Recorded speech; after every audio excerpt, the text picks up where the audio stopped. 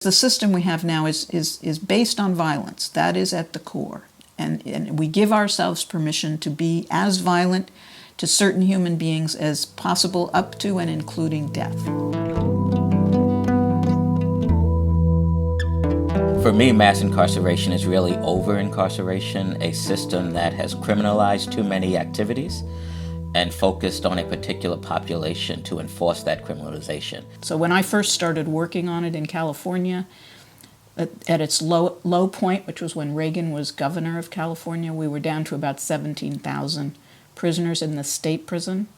Now we went as high as 170,000. It's pretty shocking to walk inside any jail or prison in the United States and see the demographics, because it's very disproportionately people of color compared to the general population. It's really a system that is designed to keep us in a state where we have no power, a system that's really designed to keep the poor, keep those who are not accessible to resources, the disadvantaged, the marginalized, and the disenfranchised.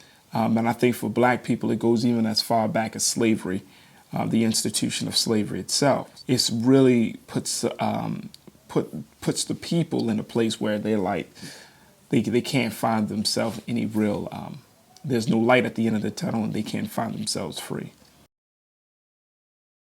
About a week or so ago, I was talking to a gentleman who came home after 44 years of incarceration. And I asked him, what are you experiencing? And I thought he would say, well, I can't get a job, I can't do this. He said, I don't know how to cross the street. I said, what do you mean? He said, when I left, cars were not moving this fast. The realities of spending 40 plus years for many men and women away from the world, I just don't know what they're going to do. And it's not an isolated case. We are incarcerating people not just at high numbers, but for unbelievable periods of time. I think there's a tendency often for white Quakers, of which I am one, to think it doesn't affect us in the same way as it might if we were people of color primarily and if our own loved ones were inside. But because of the impact that it has on the economy, because of the way that it's devastating our cities, because of the fact that the money spent on prisons, like the money spent on military, is draining funds from everything else we need to make us healthy, it is impacting all of us. I think another way that it's had a tremendous impact is on the families left behind.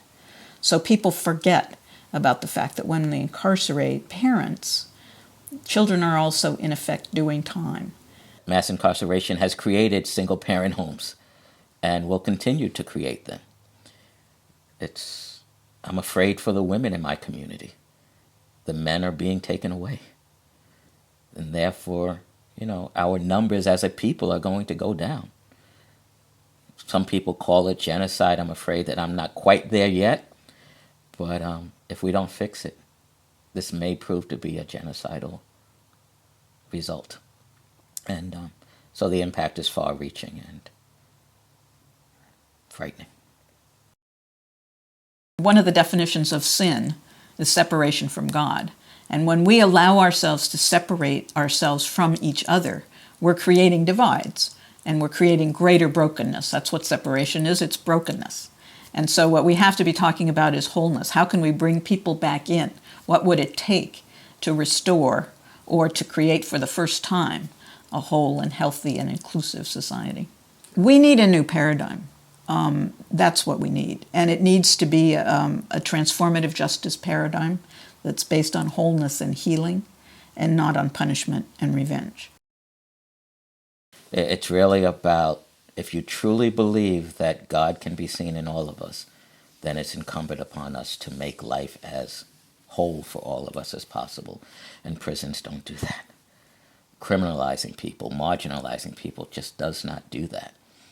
And, it's not just Quakers, all communities of faith, all people of goodwill, in my opinion, have that responsibility to mitigate, if not eradicate, those injustices. There's a huge imbalance in the criminal justice system.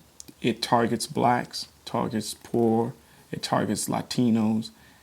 It's a huge imbalance there. So our responsibility, our call to action with this whole system is to bring justice, true justice, and real balance back into a system. We as people of goodwill have allowed so much of this injustice to be done in our name that it's our responsibility to reverse it. We have entombed justice behind get tough on crime policies, punish the sinner, however you want to phrase it. And if we don't remove that stone quickly, justice will die behind those in that tomb. And it's going to take a hammer and a chisel. It's not going to be able to we're not going to be able to just roll the stone away this time. We're going to have to chisel at it piece by piece. And I'm urging every member of any community of faith to pick up his hammer and his chisel. If it's helping people re-enter from prison, then chisel there. If it's really about organizing conferences, do your chiseling there for Quakers and all of us who care. Get to work.